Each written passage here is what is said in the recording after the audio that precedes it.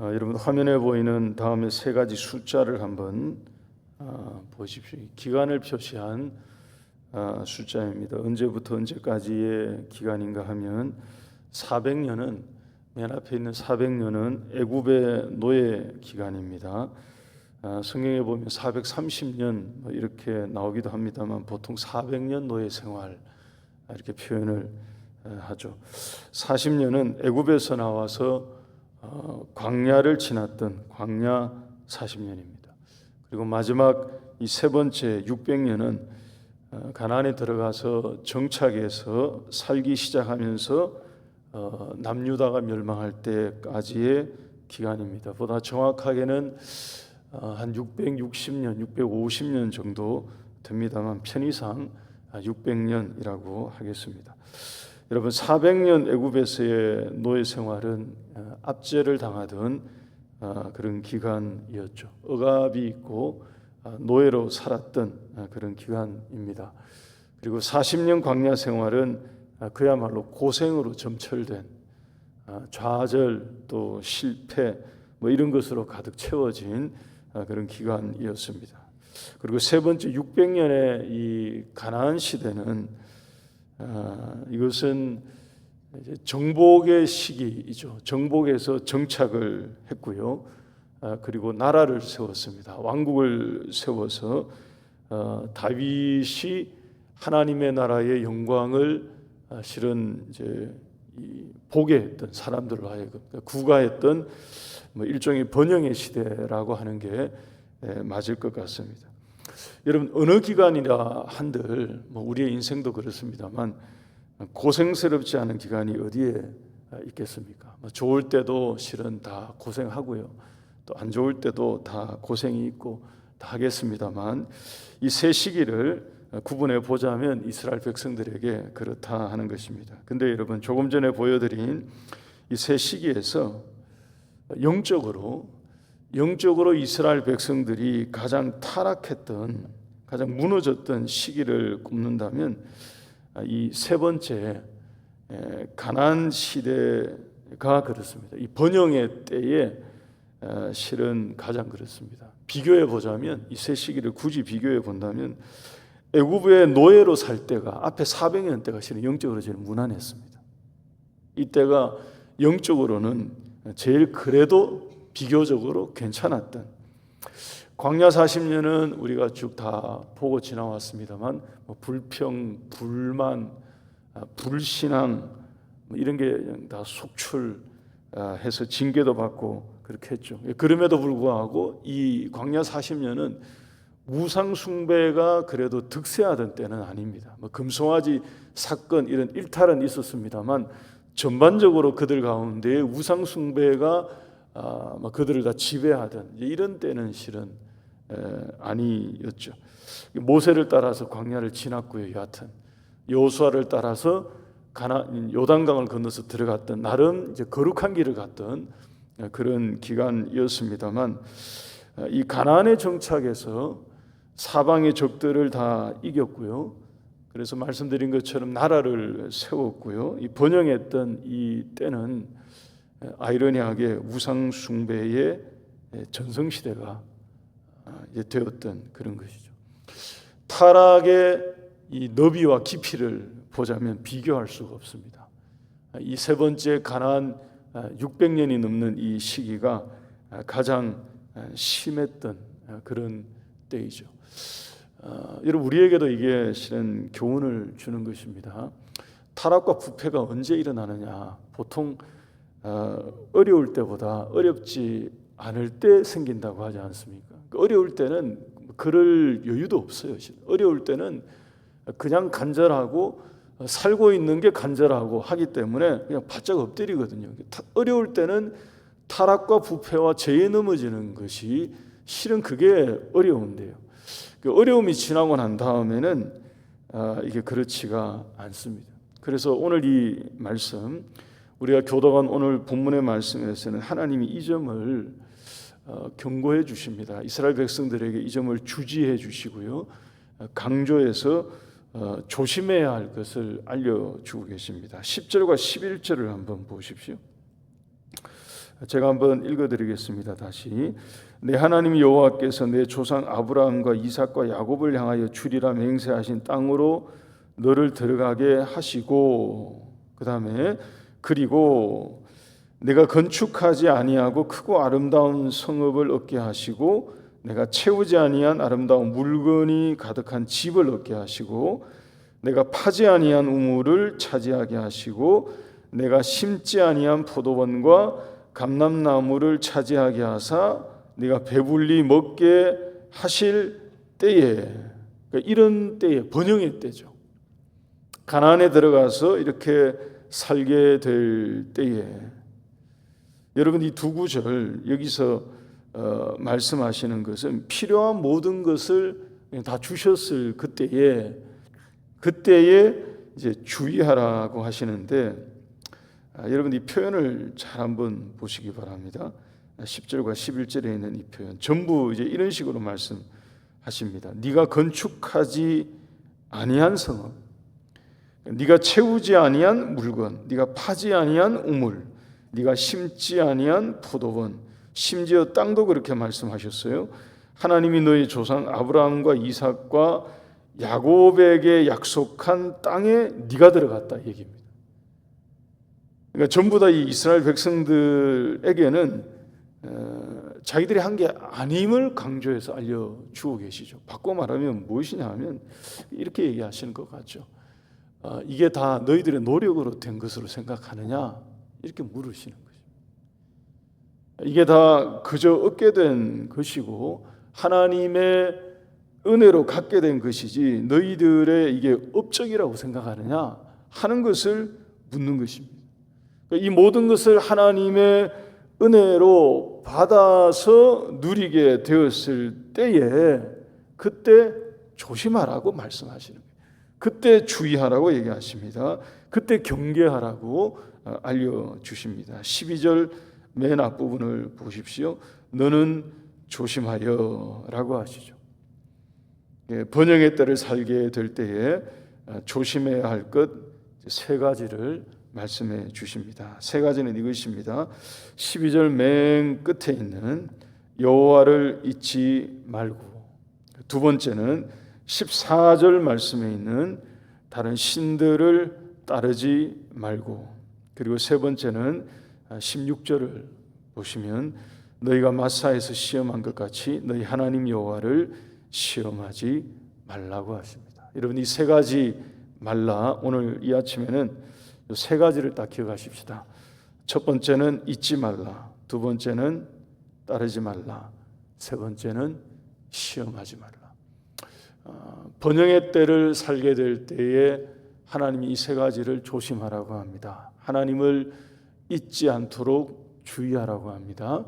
그리고 다른 허탄한 것을 따르지 말라고 이거 주의하라고 합니다. 그리고 하나님을 감히 시험하지 말라고 하십니다. 여러분 이 세 가지는 연결이 되어 있습니다. 이 첫 번째 것, 하나님을 잊게 되면 두 번째, 세 번째는 줄로 연결되어 있는 것처럼 뒤따라 나오는 불신앙의 모습입니다. 하나님이 베풀어 주신 은혜, 우리에게 행하신 일, 여러분 이런 것을 망각하게 되면 우리 인생은 하나님 아닌 것을 보게 되고 그것을 붙들게 됩니다. 가장 보편적으로 나타나는 게 뭐냐면 여러분 아마 자기 자신을 붙잡게 될 것입니다. 그러니까 하나님이 행하신 일이라는 것을 잊어버리면 그 다음에 자연스럽게 드는 생각이 뭐냐 하면 이거 내가 했다고 생각이 들거든요. 하나님이 베풀어 주신 은혜가 아니고 하나님이 내게 행하신 하나님의 일하심이 아니고 하나님의 그 행하심을 이제 망각하고 잊어버리게 되면 그 모든 것을 다 내 노력으로 내가 했다고 생각을 하게 되는 거죠. 그래서 여러분 이 최고의 우상을 우리가 흔히 자기 자신이라고 말하지 않습니까? 그러니까 자기 자신을 붙들게 되는 것입니다. 하나님을 잊게 되면 자꾸 다른 것을 의존하게 됩니다. 다른 게 나를 도와준다라고 생각하게 되는 거죠. 이스라엘 백성들이 가나안 땅에 들어가서 번영의 때를 맞이하여 살게 될 때에 하나님이 이것을 조심하라고 알려주십니다. 하나님을 잊지 말라고 말씀하십니다. 하나님의 은혜였음을 기억하라고 합니다. 하나님의 행하심이었음을 망각하지 말라고 알려주십니다. 저와 여러분들의 삶에 우리 하나님의 일하심과 하나님의 은혜 베풀어 주심을 잊지 않고 살아가는 우리 모두가 될 수 있기를 바랍니다.